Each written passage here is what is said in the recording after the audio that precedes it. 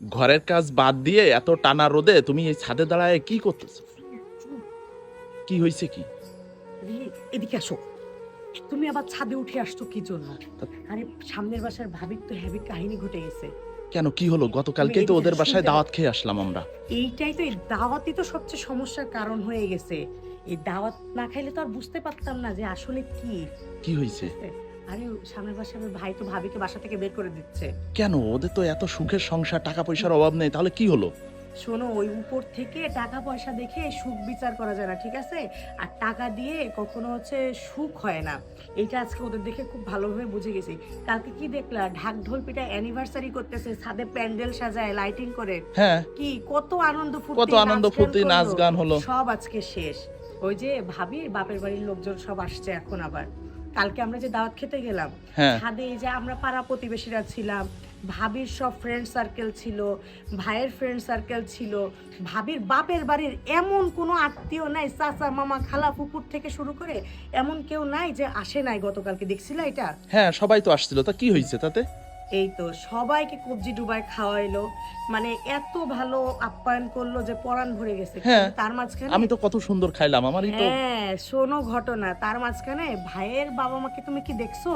না, তা তো একটা বিষয়, ভাইয়ের বাবা মাকে তো হ্যাঁ, দেখলাম না। এইখানেই সমস্যাটা হয়ে গেছে। ভাবি কি করছে জানো? কি করছে? এই যে উপরে লোকজনকে বিরিয়ানি পোলাও কোরমা কত কিছু খাওয়াইলো, হ্যাঁ, আর ভাইয়ের বাবা মা গ্রাম থেকে আসছে বলে তাদেরকে ছাদে তার আত্মীয় স্বজনের মাঝখানে উঠাই নাই, ঘরে তাদেরকে আলু ভর্তা ডাল আর ডিম ভাজি দিয়ে ভাত খেতে দিছে। তুমি কি বলো এটা? এইটাই তো, মানে যে বাপ মা জন্ম দিছে সেই বাপ মার কষ্ট কোনো ছেলে সন্তান সহ্য করতে পারে? ভাইয়ের তো এইটাই কষ্টে ভাই নাকি কান্না করেছে, এতক্ষণ তো অনেক চিল্লাপাল্লা হচ্ছিল, আমি তাই শুনতেছিলাম।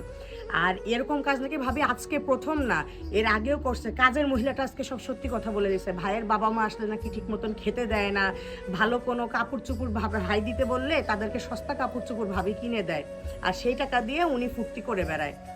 ভাবিকে বের করে দিচ্ছে, ভালো হচ্ছে, ঠিক আছে। মানে মানুষ এরকম করে কি করে? তার স্বামীর টাকা সে ভোগ করতে পারবে আর সন্তান হয়ে বাবা মা ভোগ করতে পারবে না, এটা কেমন কথা বলো তো? ভাবির সাথে তো এখন আমার কথা বলতেই ঘৃণা লাগতেছে। ভাবির সাথে মানে কি বলবো, ভাবিরে দেখলে আসলে বোঝা যায় না যে ভাবি এরকম। মানে ওই যে একটা কথা আছে না, উপরে মধু ভিতরে বিষ, উনি হচ্ছে তাই মিশ্রিত ছুরি, বুঝছো? মানে শ্বশুর শাশুড়ি গ্রাম থেকে আসছে বলে সে তাকে ভালো পরিবেশে নিল না। কেন? গ্রামের মানুষ বলে কি তারা মানুষ না? আর ঠিক আছে, তাদেরকে তুমি সামনে আনলে না, তুমি তাদেরকে বিরিয়ানি তো ঘরে নিয়ে যেয়ে দিতে পারতা। হ্যাঁ। তুমি সকালের বাসি আলু ভর্তা ভাত খেতে দাও কিভাবে? এই জন্য তো ভাই ওর বাপের বাড়ির লোকজন সব ডেকে এনে এখন বের করে দিচ্ছে বাসা থেকে। ভালো করতেছে, তবে একটা জিনিস কি, ছেলে মানুষ আর যাই হোক বাপ মার কষ্ট সহ্য করতে পারে না। কোন সন্তান পারে বলো তো?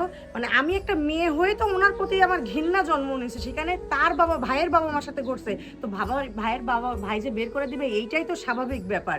আমি সেইটাই দেখতেছিলাম, নাকি আমার খেয়ে দিয়ে কাজ আছে, আমি রোদ্রে দাঁড়ায় থাকবো, ভিটামিন ডির কি আমার অভাব আছে নাকি? আসো ঘরে আসো।